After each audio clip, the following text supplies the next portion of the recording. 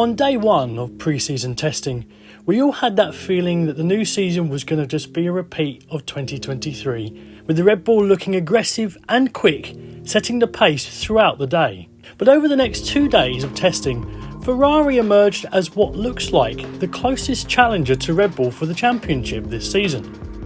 So, is there good reason to think that we could be in for an exciting season of Formula One with a title fight as well? Well, it's important to note that lap times in pre-season testing aren't really that relevant. Teams are all on different simulations, they are all using different amounts of fuel and different tyres, and nobody really is pushing as hard as they will next weekend during qualifying and the Grand Prix. But what we can learn is by looking at the cars, the way they move, the way they handle, and from the way the teams and the drivers talk about their car and almost their body language. Take, for example, Gianpiero Lambiassi's face when Max Verstappen went nearly a second faster than the McLaren on day one. And there was a lot of positive noise coming out from Ferrari.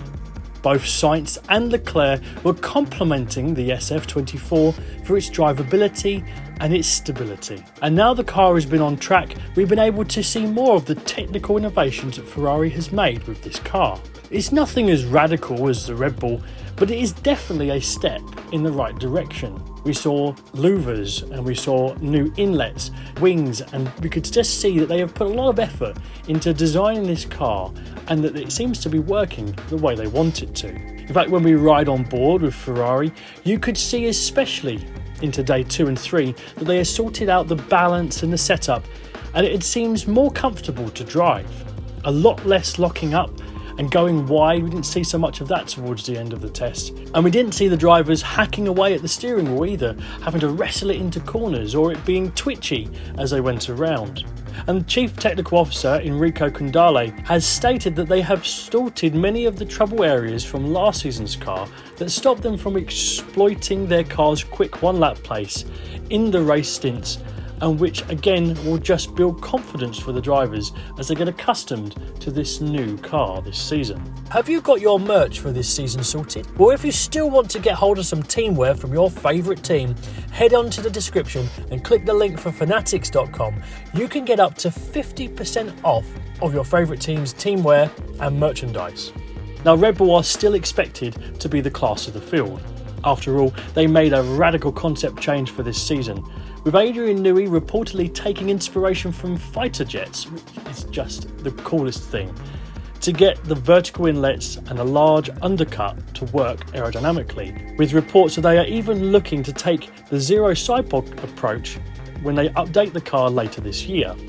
And just a quick sidebar, I wonder how Mercedes feel about all of that, considering that they were unable to get their zero sidepod vertical inlet car to work the way they wanted it to. So the RB20 we're seeing right now won't necessarily be the same RB20 we see in a few races' time. It's going to be heavily upgraded through the season. Red Bull are making use of that aero testing allowance limitation and all the aero testing they did last year, which it didn't apply to the car, and they're going to deploy it all this season like we had predicted.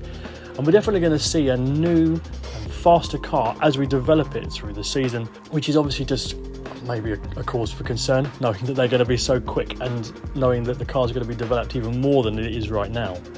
And we saw the platform of the Red Bull. It looks so stable, as it has done for many seasons now. They've definitely got the ride of that car sorted. It's nailed down.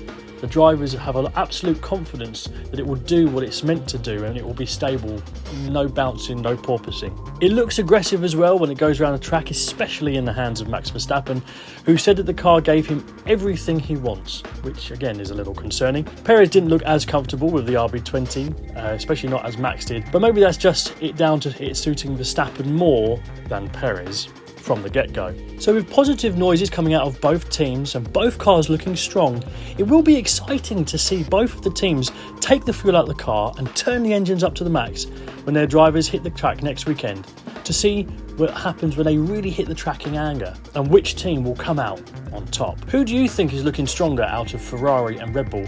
And maybe who do you think is going to win the championship this season? Leave that in the comments down below.